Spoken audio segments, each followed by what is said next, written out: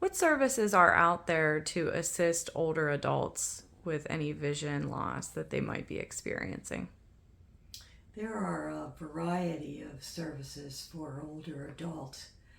Every county has, every county in Florida is covered for providing services, but the services might vary from county to county.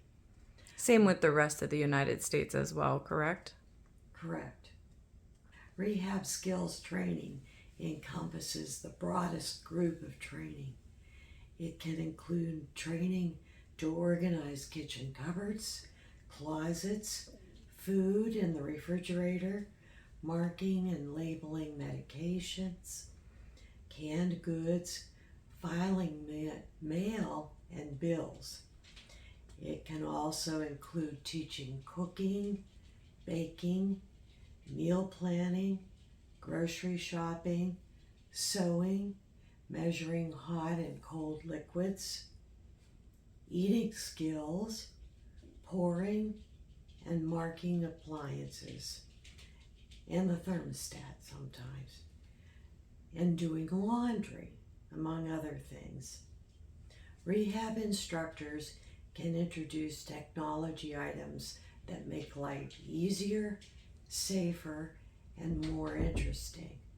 They can suggest services from the Department of Welfare, rent rebate, veterans services, and Social Security that may financially benefit individuals.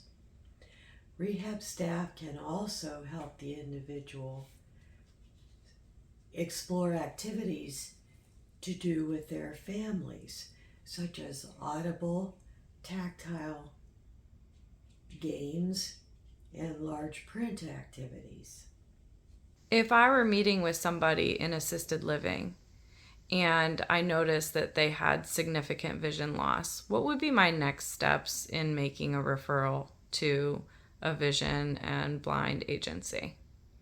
You can contact that agency, preferably by phone, and that's how the whole interview process starts.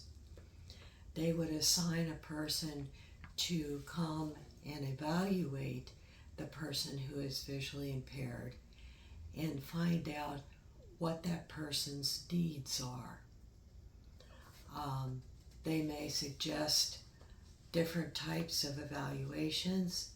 They may suggest a program like the Talking Book program, which is a free program across the United States. And they can also make the application for the talking books and the equipment. They might suggest other services like the rehab services that we discussed, or they may feel there's a need for orientation and mobility training, which is getting safely from point A to point B.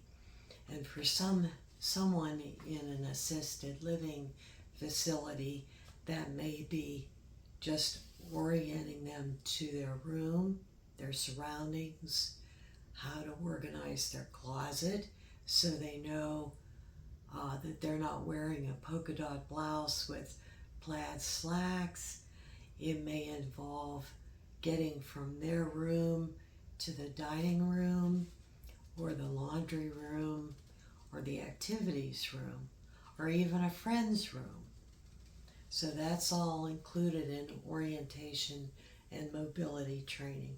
That is usually done with the mobility cane or the long cane, which you would use and move across the floor in front of you to locate any obstacles.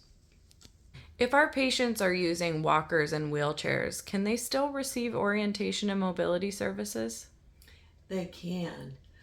The orientation and mobility instructor can help them by learning to use their other senses to locate where they are in the building.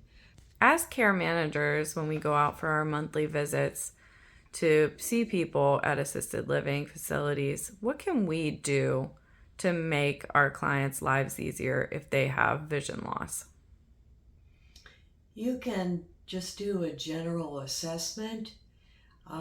You can ask the clients if they read their own mail, and if they're able to read their own mail, and if so, where do they read their mail?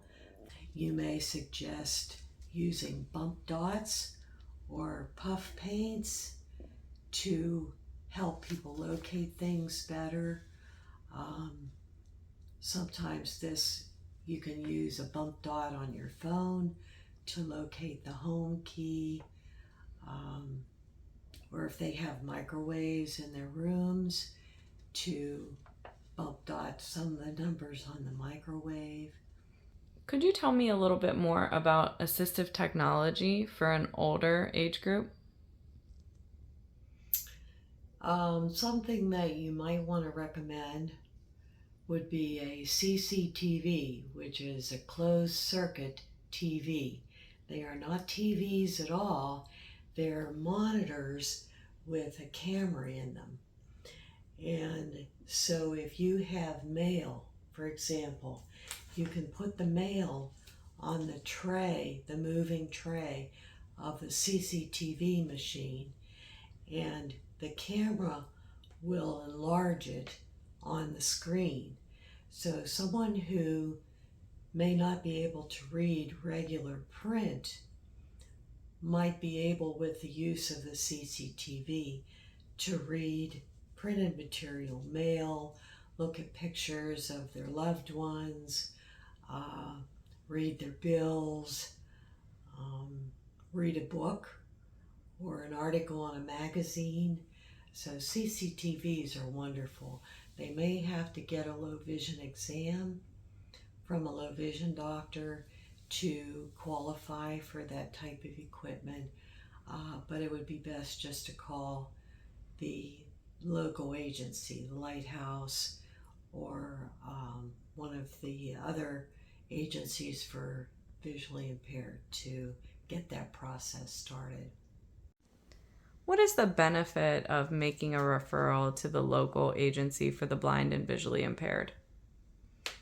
Rehab services for the blind and visually impaired give people the tools they need to take control of their lives. That's great. Thank you so much for meeting with us today. Thanks for interviewing me.